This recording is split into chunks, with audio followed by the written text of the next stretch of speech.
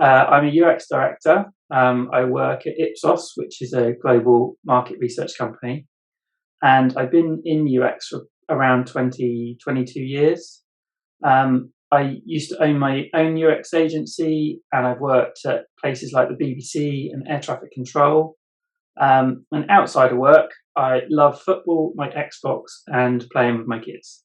UX is what happens between screens and beyond screens. It's not, I think it's easy to fall into the trap of thinking it's a website and it's just this screen that I'm designing for. Mm-hmm. But it's beyond that. It's the whole experience right up to the end of reaching that goal for the user. Okay, one thing you love about your son? His fearlessness. Hello, fellows. Welcome to the next episode of Jagged with Jasravi, Conversations at the Edge with thought leaders from the marketing, branding, and the business world. Today we have Damien.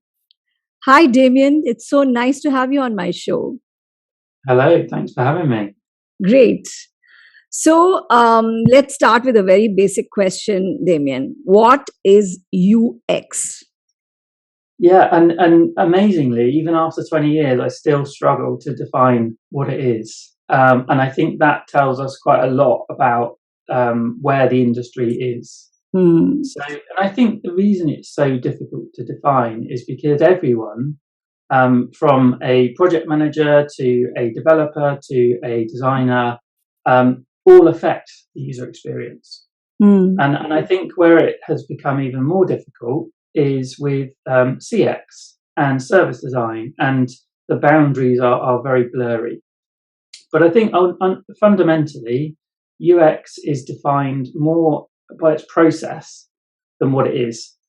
So, and I think the process is quite unique, which is about, understanding users right at the very start of the process, understanding what their needs are, and then basically testing any assumptions very early on, and ensuring that any ideas or assumptions are tested thoroughly throughout the process, iteratively, so that when you get to that point of launching, you already know users need it, you already know they want it, you already know that it works. So I think that's the essence of the UX process for me. Okay. So Damien, like you said, it is very broad and it includes everything that has a user interface, whether it's a web, whether it's a voice interface, or even a service.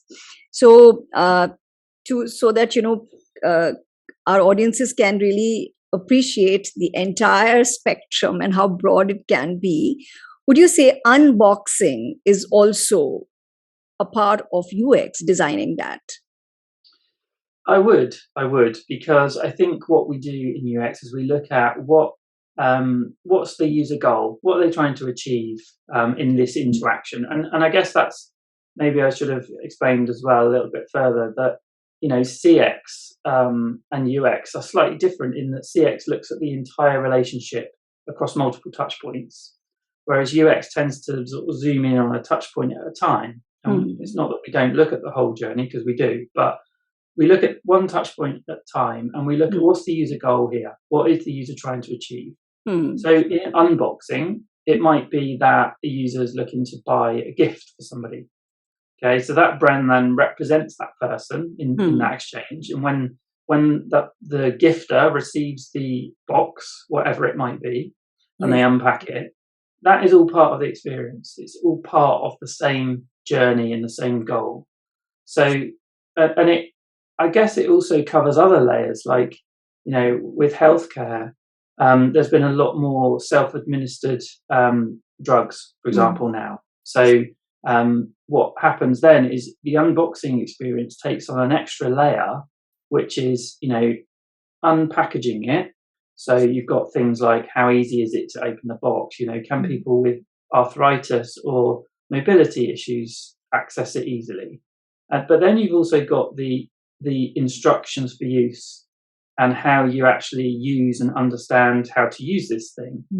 And I think particularly with something like healthcare, that's where it becomes very important that, self-administering a dose, for example, the person has to understand how easy is it to, do they know what to do? Where do they dispose of the parts? What happens if something goes wrong? I think all of that is part of the journey.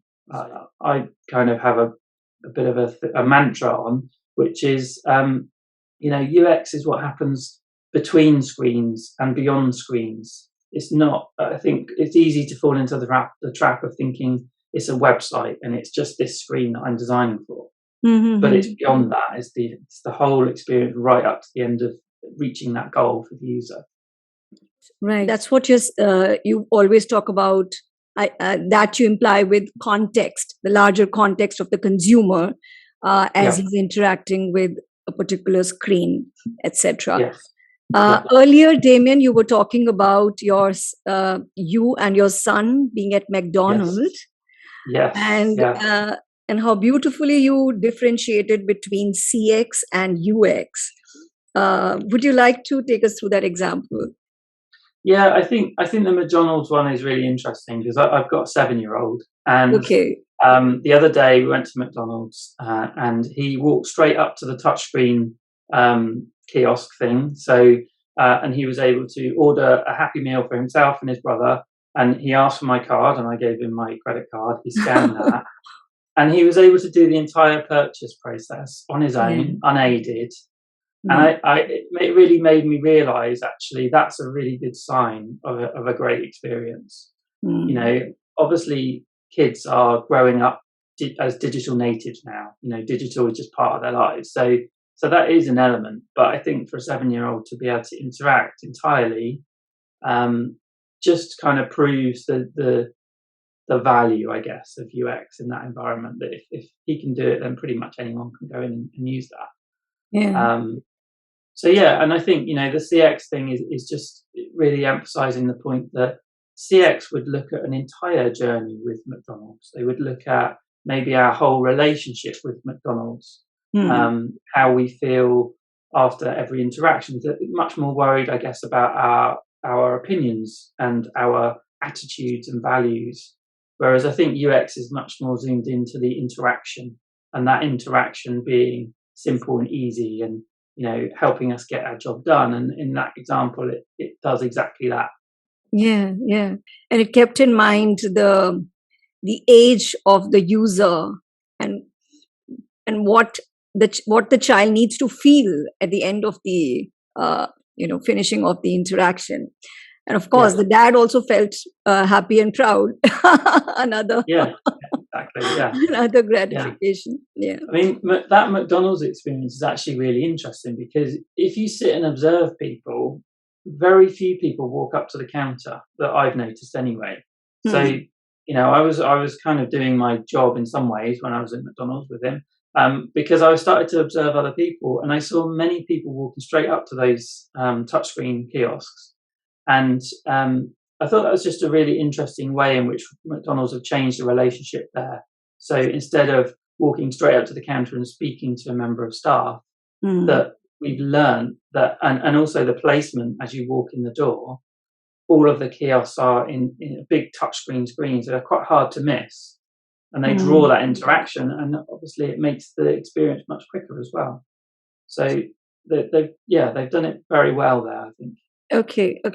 So, Damien, every client wants to be, and even believes they're customer centric, right?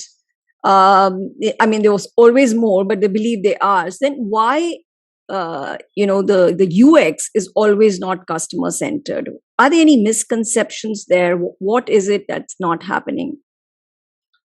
Yeah, I think this is a difficult one because, if you look around you, there's still so many bad experiences. You just have to think about, every time I explain UX to somebody who doesn't know it, they can immediately think of an experience where they've had online or wherever that hasn't been great.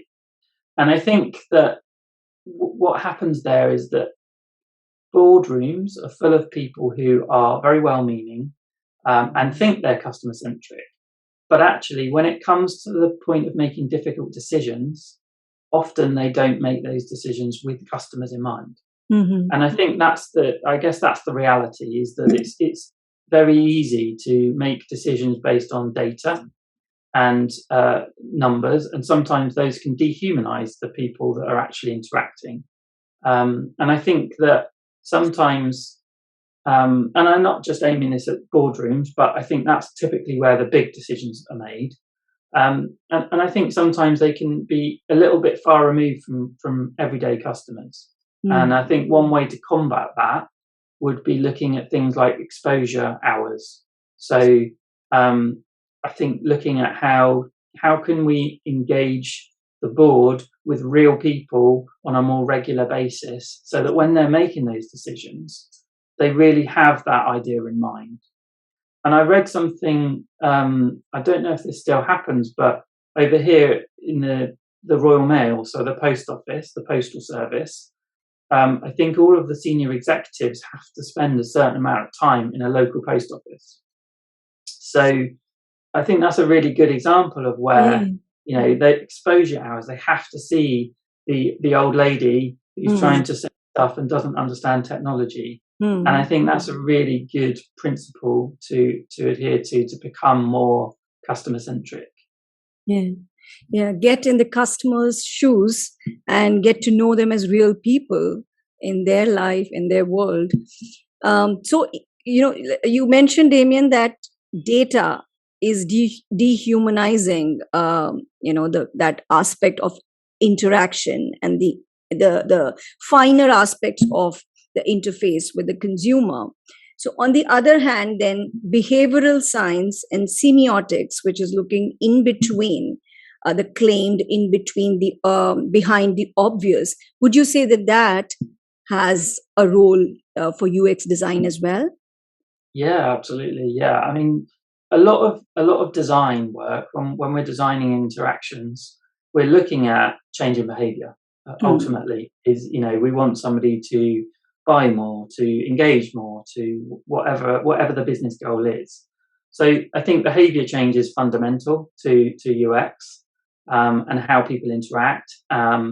We have a behavioral science team at Ipsos, so quite often we are in conversations with them about how do we design an experience to change behavior and to influence that. So behavioral science definitely is a key part of the process.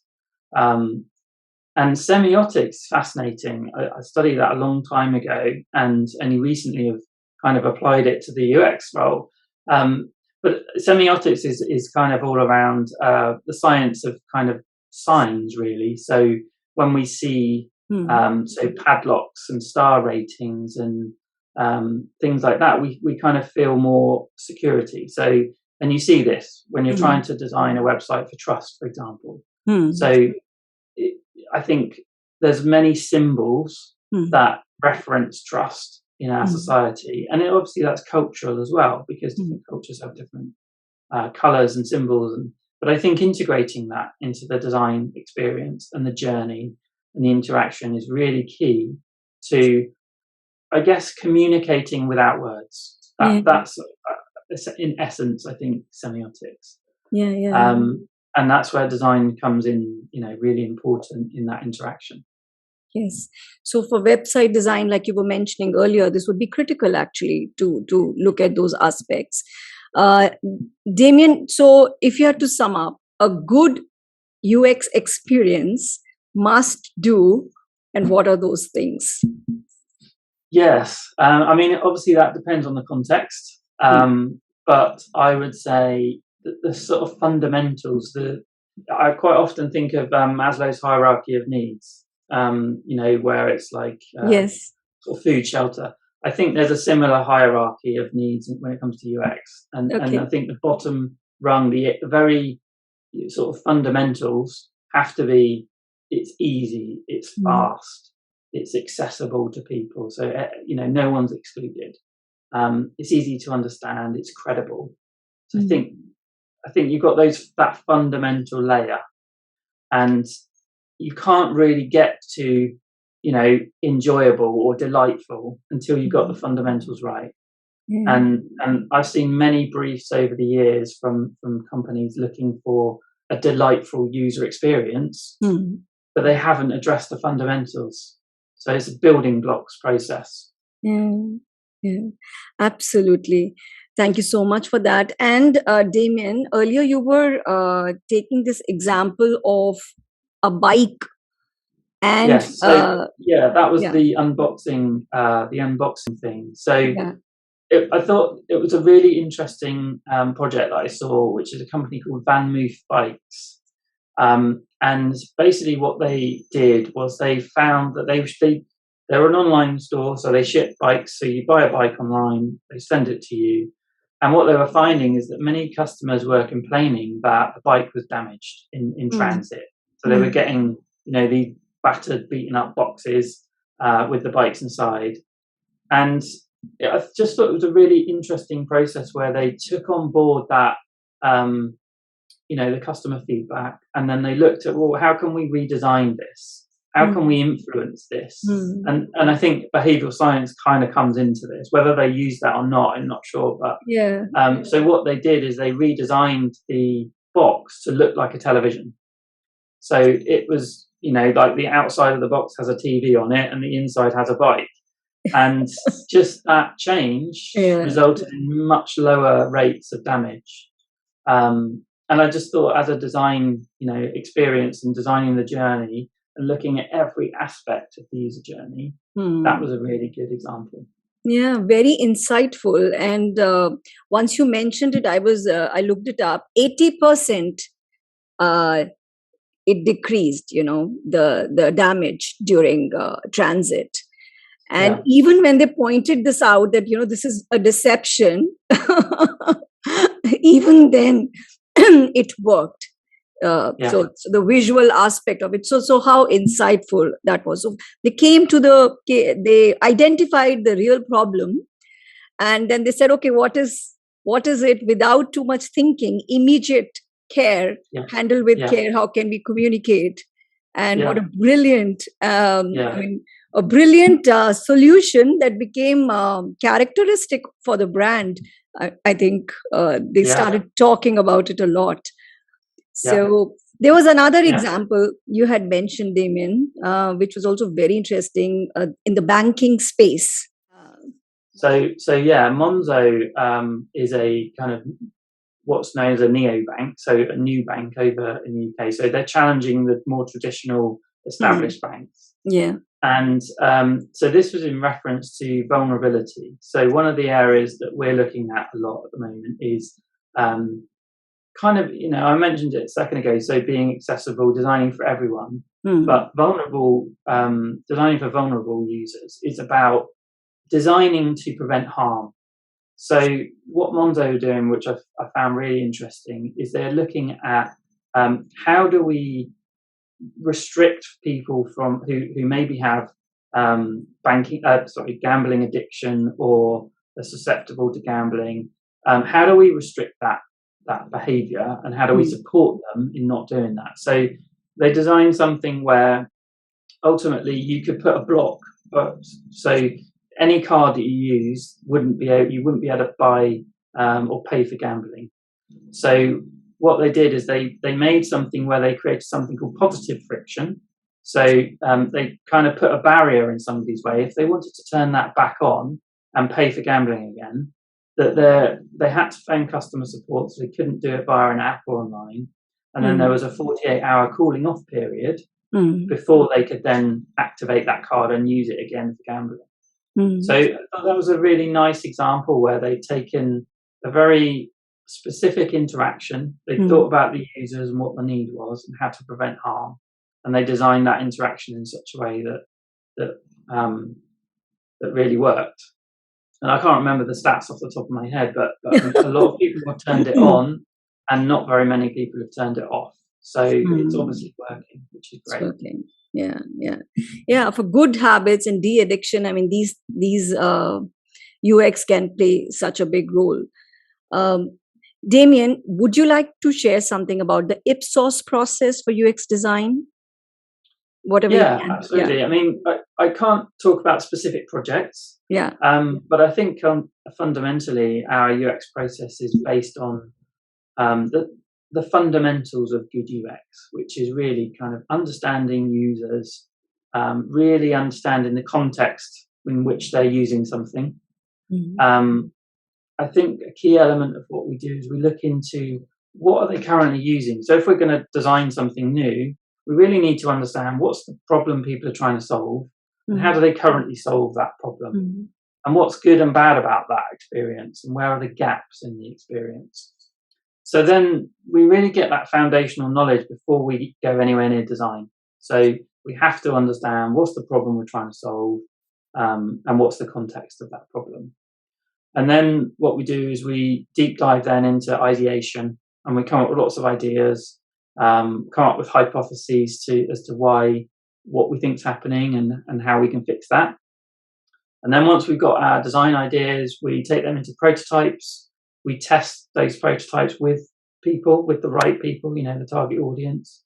And we go through this iterative process then of making improvements, making changes, testing them, and keep going around that loop until we're happy. And then we look more at the detailed design and content layer, test again through that process. So really what we do there is we make sure that before it goes anywhere near release or launch, we fundamentally understand who's going to use it, why they're going to use it, why would they would switch from what they're currently using, and that they can interact and use it as intended. And then obviously once it's live, then we monitor, we keep looking at it, and start looking maybe at phase 2, because user expectations change over time, business goals change over time. So I think ultimately our website or an app or whatever we're designing is never finished. There's never a point at which we wash our hands and go, right, we're all done for the day, that's it, we're not going to make changes. So it's a constant iterative cycle of a process. So Damien, like you've talked about context, if you could elaborate it further, and you like how Spotify does it and how Thread does it. So would you like to show how they keep the context? Yeah. So Spotify, Spotify is a really interesting business model, I find, because they, with each interaction a user makes, the algorithm learns something new and then adapts it to the experience, and then generates more personalized playlists and more personalized content. And then it effectively increases user engagement, and then makes it even harder to switch away from, because it's such a useful experience.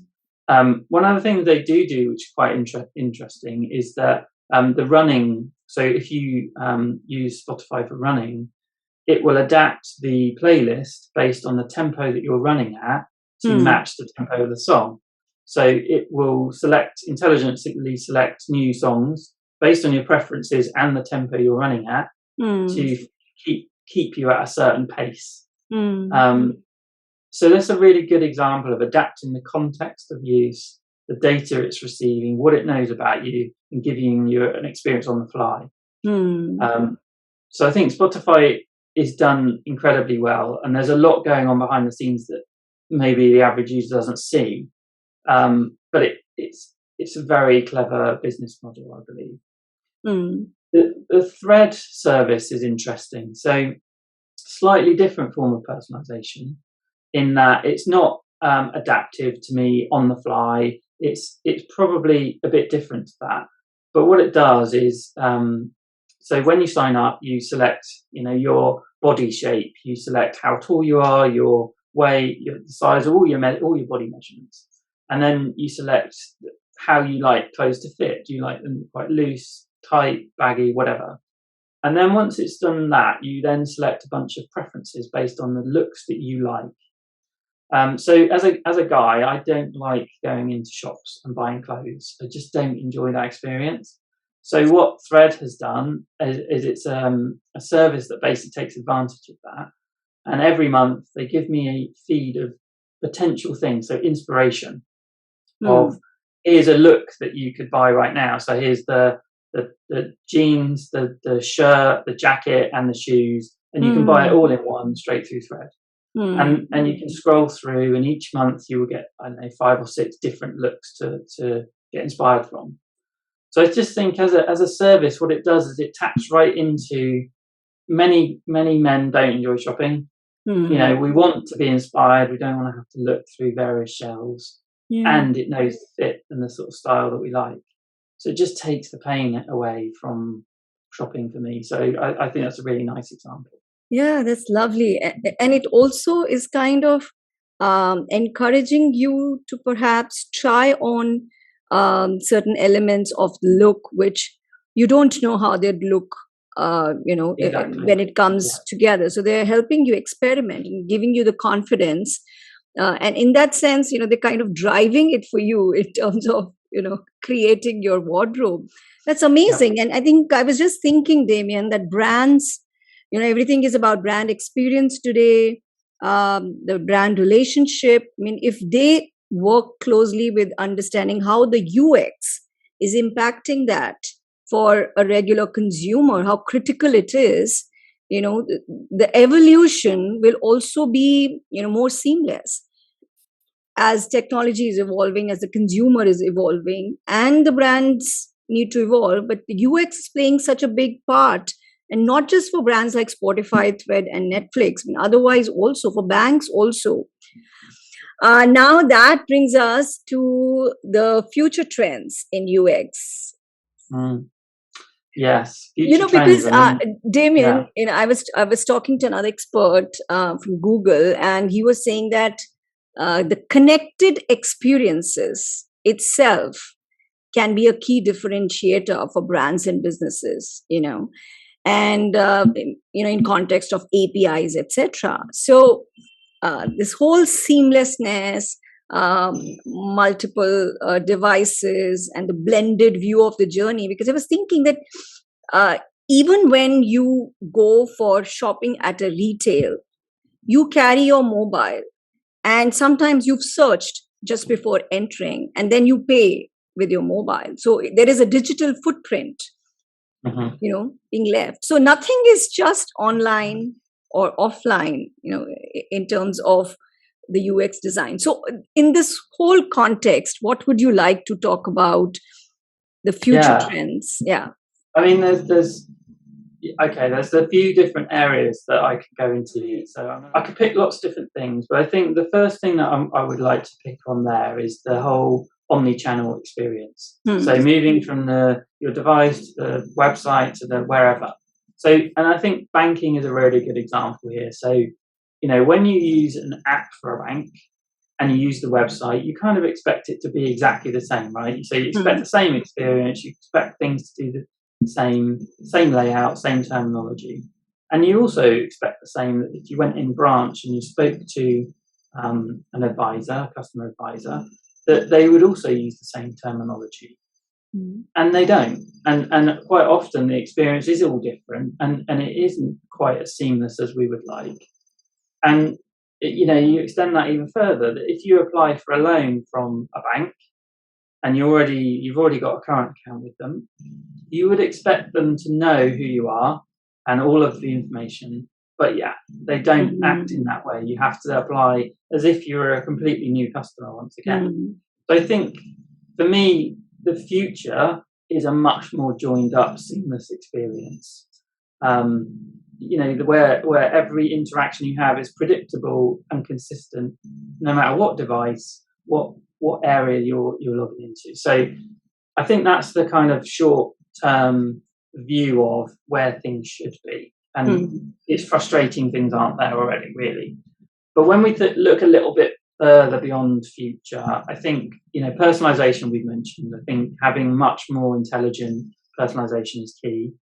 I think what we will also see is with the addition of AI, so artificial intelligence, I think what that is going to do for many users is change our role to more overseeing automated interactions. So if you think of a farmer, for example, a farmer will no longer be out in his tractor ploughing fields. He'll have machines doing that, and a central unit or central console where he can see, where things are at and are they doing what he expected. I think we're going to have much more of a role of interpreting data and patterns in data and looking at dashboards. So I think the future is, there's a real design challenge for us there. designing that in a way that is really understandable. So I think that's one. Another area I think is a movement called Zero UI, which is so zero user interface. I think that's where it's an attempt at freeing people from devices and screens so they can interact with computers or technology in a more natural way. So voice interfaces, gesture, movement, even glances maybe.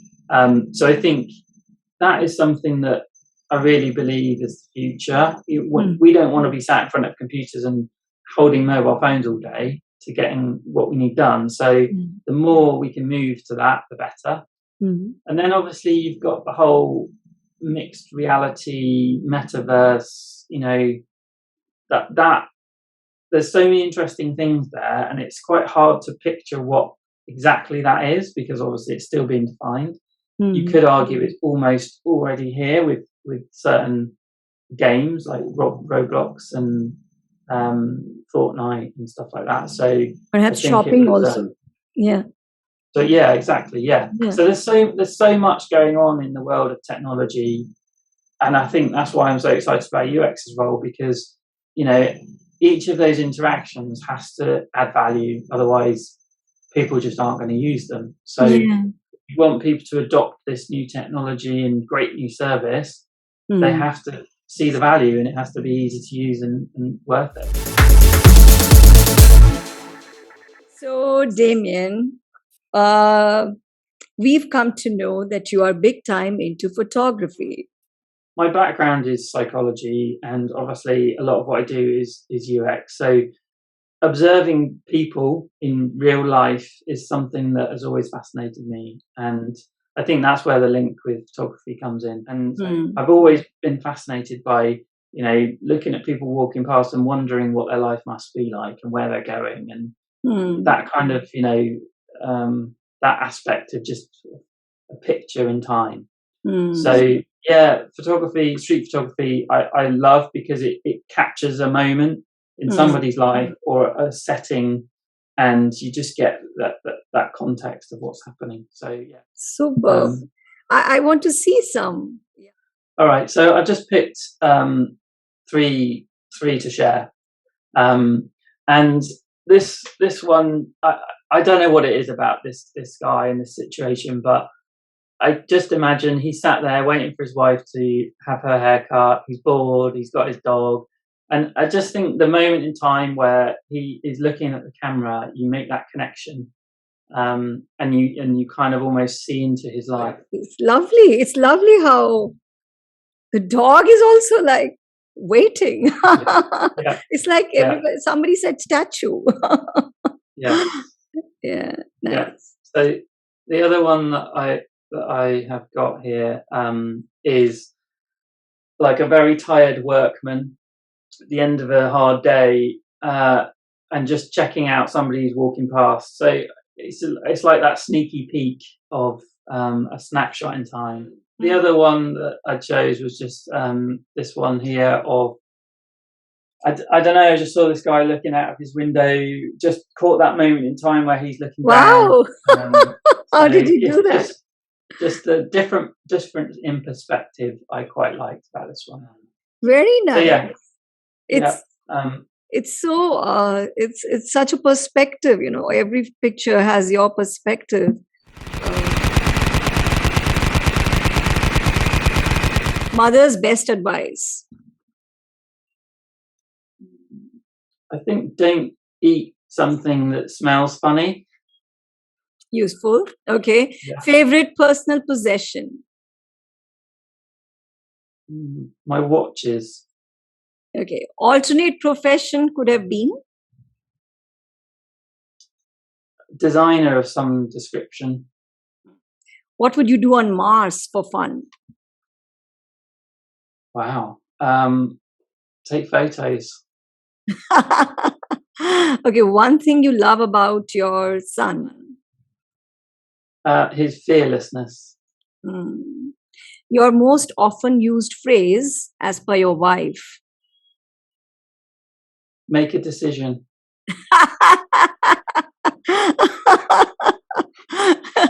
Good.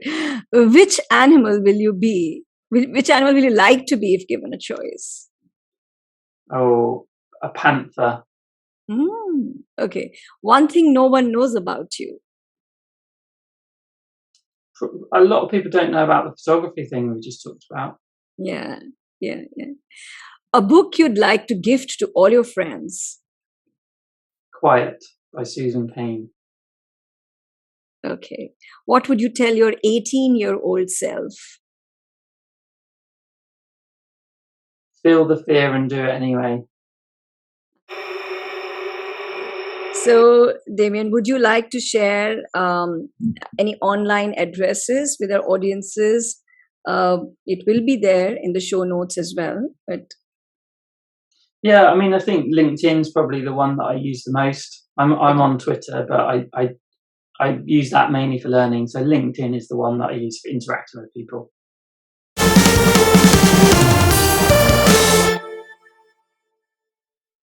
Yeah, I mean, I think one thing that I was going to say is I've looked at some of the previous videos and I really like the fact that all the guests have deep knowledge in different areas.